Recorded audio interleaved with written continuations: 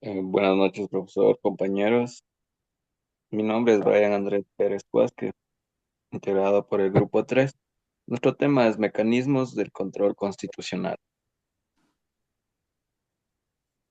Los mecanismos de control constitucional son la acción pública de inconstitucionalidad. De igual manera, sirve como instrumento esencial en el sistema legal ecuatoriano, siendo así que sirve para proteger la supremacía de la Constitución y lograr asegurar que las acciones del poder público se adecúen al marco regulatorio establecido.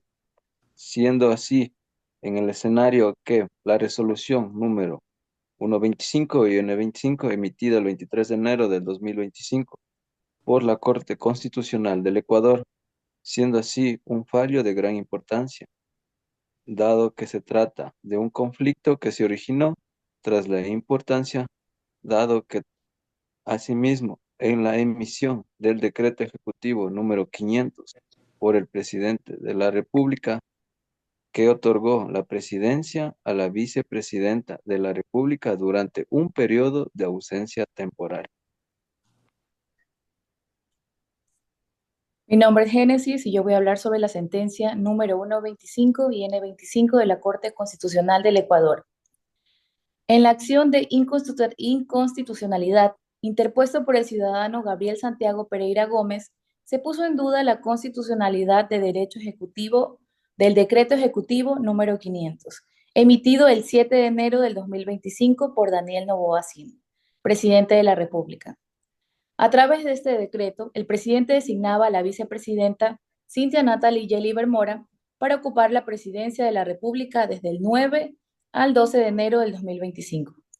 Debido a su breve ausencia del país, el demandado sostuvo que dicha resolución infringe el artículo 149 de la Constitución, que dicta que, en caso de una falta temporal del presidente, la vicepresidenta tomará automáticamente la presidencia sin requerir un mandato formal.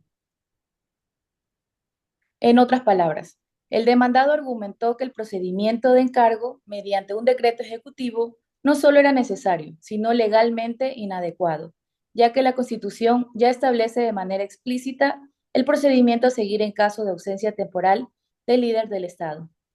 Además, el imputado sostuvo que la aplicación del decreto ejecutivo 500 podría provocar una interpretación incorrecta acerca del carácter de la vicepresidencia de la Constitución, así como sobre las restricciones del poder presidencial. Por otro lado, solicitó que se examine por unidad normativa el decreto ejecutivo 505, donde el presidente anula el encargo presidencial mencionado, ya que este acto tenía una relación significativa con el primero.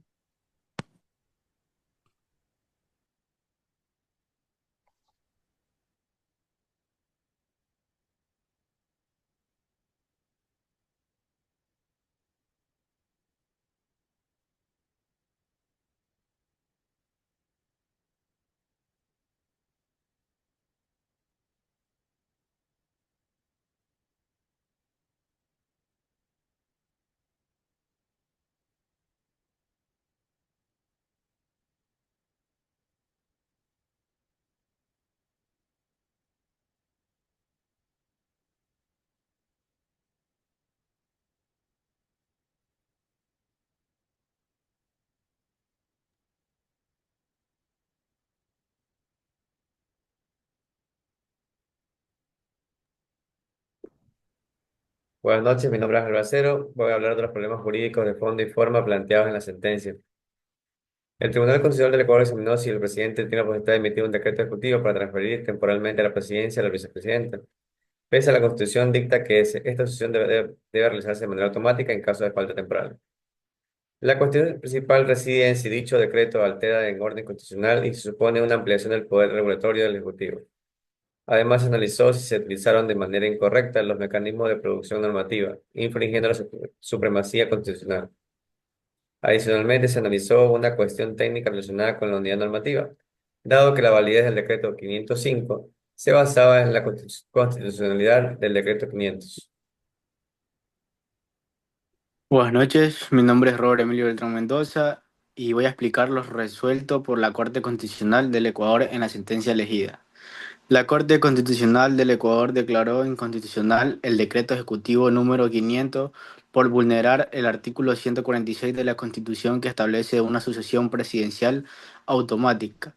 En caso de ausencia temporal del presidente sin necesidad de decreto alguno, consideró que dicho acto fue innecesario y distorsionado el orden constitucional e introducir una figura no prevista. Por unidad normativa, también se declaró inconstitucional el decreto 505. La Corte reafirmó la supremacía constitucional, señalando que el presidente no puede conciliar ni modificar el procedimiento de sucesión mediante actos administrativos, sentando un precedente sobre los límites del poder ejecutivo.